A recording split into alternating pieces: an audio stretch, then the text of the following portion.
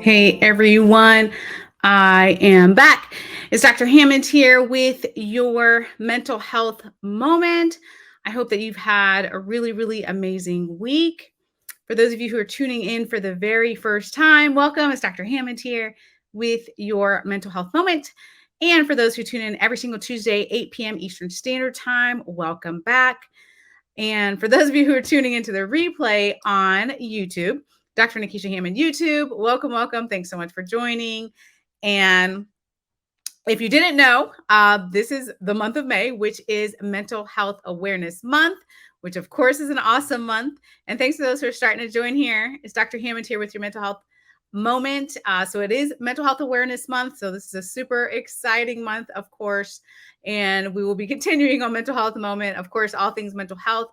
For those of you who are new, every Tuesday, 8 p.m. Eastern Standard Time, we are right here live talking about ways for you to be the best version of who you are so you can show up for yourself and show up for those around you.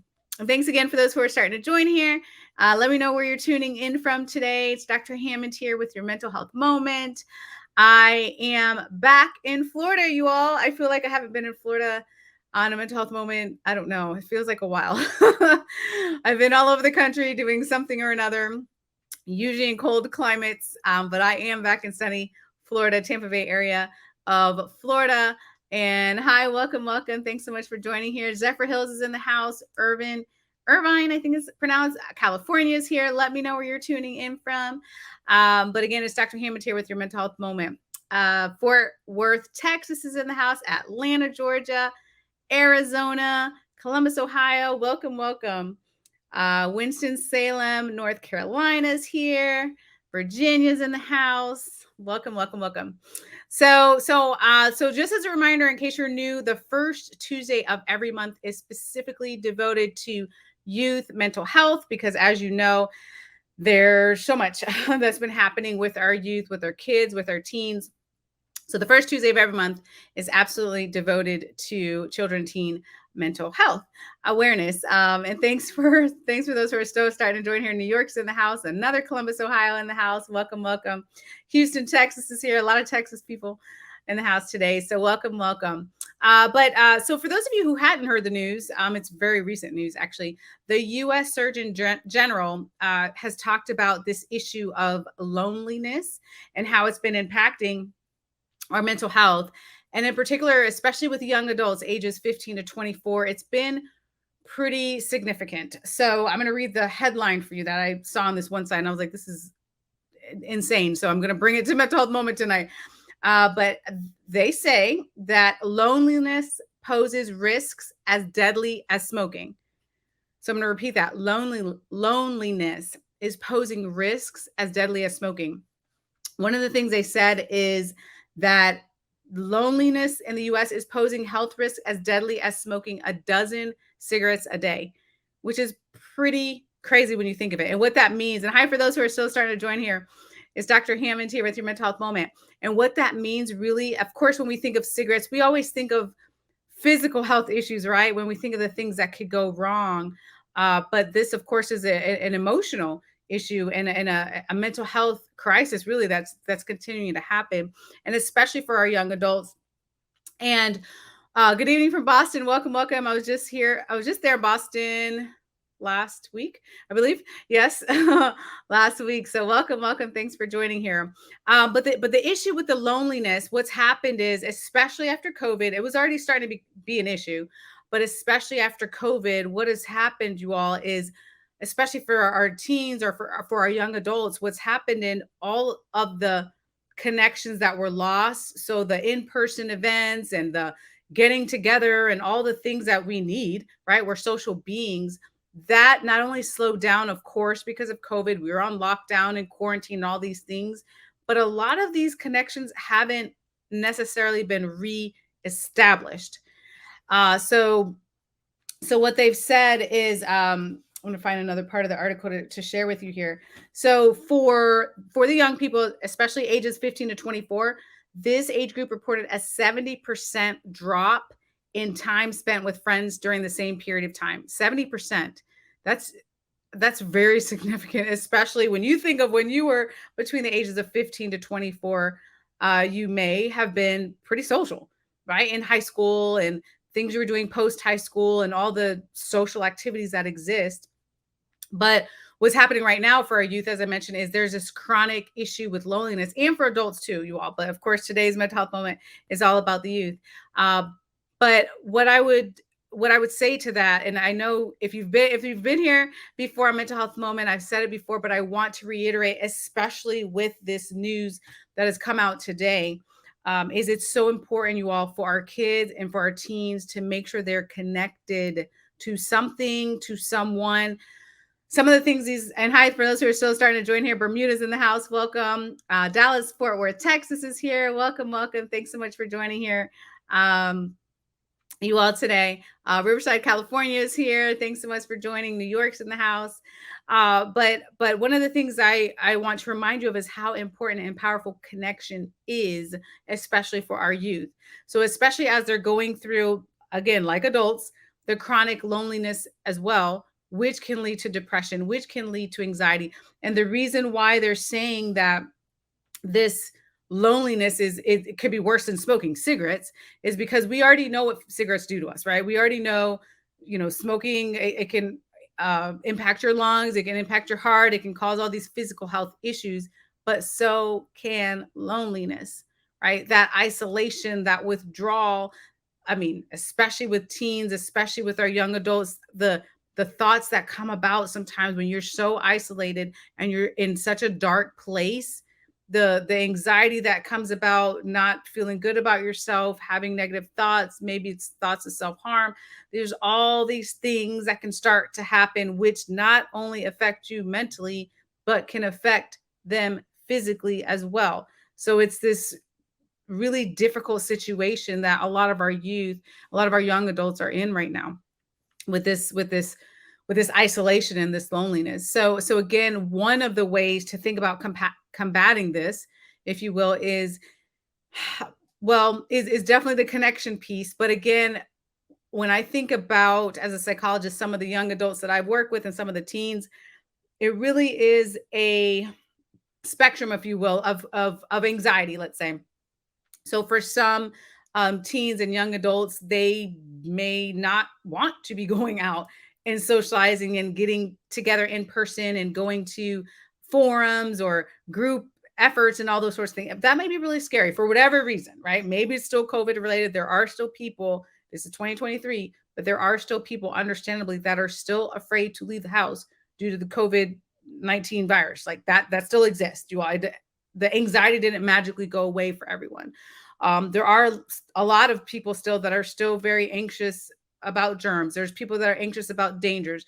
Unfortunately, tragically, we continue to hear about these school shootings. We continue to hear about mass shootings. Like these are very anxiety provoking things. I've met even adults too who are really struggling with sadness, with loneliness, with anxiety because of all the current events that are happening right now, right? So it was COVID-19 kind of worsened this issue with the loneliness, and we're still having a lot of things happening that are affecting our youth, right? So number one definitely is a connection piece. The other piece to think about is if you have a young adult or a teen or young adult in your life, whether you're their parent, their grandparent, their friend of a family, if you work with teens or whatever capacity that you interact with them, the smallest things you do, sometimes it really goes a long way because we don't always know the loneliness that sometimes these teens and these young adults are experiencing. Just because, do not forget this, you all, for mental health moment. Just because a teen or young adult is smiling does not mean they're happy. There's people that fake smiles all the time. It doesn't mean their life is happy. It doesn't mean because you see on social media 3 pictures in a week where they're smiling that they're happy. Because again, this is the U.S. Surgeon General. All this is a huge announcement that was made today about how the chronic loneliness is affecting so many people in physical and emotional health ways. So again, understanding that and knowing though that the little things you can do, whether it's a compliment, whether it's kind words, whether it's treating people with compassion. I know that It seems so simple, you all, but that is a part of the solution. It's not the only thing. No, but it's a part of the solution. And there's so many kids, so many teens, so many young adults that need this type of positive treatment in their lives. So many, so as many of you know, actually, I was just telling you all, some of you are tuning in from Boston today, that, and people are getting sick, unfortunately. Yes, absolutely. Someone said, wow, that's significant. Loneliness for our young people is so hard, especially since they're not getting back to having the relationships they had before the pandemic. I see it far too much. Yes, absolutely. This, what's so fascinating with with COVID-19, you all, and we knew this as as psychologists, we knew this in the mental health field, and we knew this already. But back in 2020 and back in 2021, again, when there was so much on the news about the virus and about the vaccines and about the shutdowns and the lockdowns and globally how it impacted everyone, we already knew in the mental health field that it was going to continue to be a crisis. Why? Because think about anything that's happened in your own life. There's certain things that happen, it takes years to recover from that, right? Depending on how big the stress was in your life, there's some things that, yes, it takes a day to get over. There's some things it takes a week. There's some things it takes a month, and there's some things that take years to deal with. And this is one of those things, the loneliness, not getting back to just springing back into your old friendships, not springing back to wanting to be in a relationship or whatever it is that can connect you. Right. But I encourage you today, again, for those teens and for those young adults that you have and that you know of in your life, because especially again, that 15 to 24 age group is who's really being affected right now. I encourage you though to have them seek some type of connection to something. So think about, what are they good at? What are they passionate about? So for some teens, let's say, they might be passionate about something that thankfully does have them around other people and have them connecting, like sports or the arts or some other hobby where they're connected around other people. But for some teens, they really are great, passionate about things that involve just themselves, right? It might be painting, it might be puzzles or arts and crafts or something where they're in a lot of solo time activities, but encouraging them to their comfort level. If they can handle being with friends, being with family members, being with a combination, being with one person, being with a group, where are they at with that? Just to make sure you complement that effort, right? And continue to explore more ways for them to stay connected to something, some activities, something they're good at, and preferably someone like a friend, like a supportive adult, like a mentor, like a person at a place of worship, or whomever it could be, positive person that it can be for them. Right. And the other thing I do want to remind you all, I always remind you on mental health moment is to definitely make sure that if that particular person in your life has chronic loneliness where they're withdrawing so much you're afraid of some significant depression or anxiety or fearful of them really going downhill, spiraling downhill, there's always mental health professionals that can be beneficial as well. That's always an option, right? And Let's read some of your comments here. um oh wow, you're absolutely welcome. Someone said, my grandson is 15 and you've inspired me to stay connected with him. Absolutely. I love to hear that. He's still grieving the loss of his other grandmother. Thank you for sharing that. And I'm sorry for his loss and your loss as a family, but absolutely, yes, stay connected to him because man, it's so hard. It's so hard sometimes, you all, to share decades worth of what I've seen and all the stories I've heard from people, and in good ways, like the resilience, but also the trauma and also the pain and also the difficulties with grief and all these sorts of things that I've witnessed and heard so many stories. But on a positive note, what I see time after time after time is what helps people tremendously is that connection, especially with our youth. The connection is huge. And especially, I don't know when the grieving happened for the person that mentioned that in the comments, but the loss happened, but the grief is very real, right? For many of us, we know grief is very real. Sometimes it takes years and years to get through, right? So if you, and I say you for everyone here, if you are the light in someone's life, and you are the person that's kind, and you are the person that's compassionate, and that's what they have to cling to in their darkest time, that can be really life-saving, frankly, for someone. And again, when we're talking about this issue, it even said, one of the other things the article said, loneliness increases the risk of premature death by nearly 30%.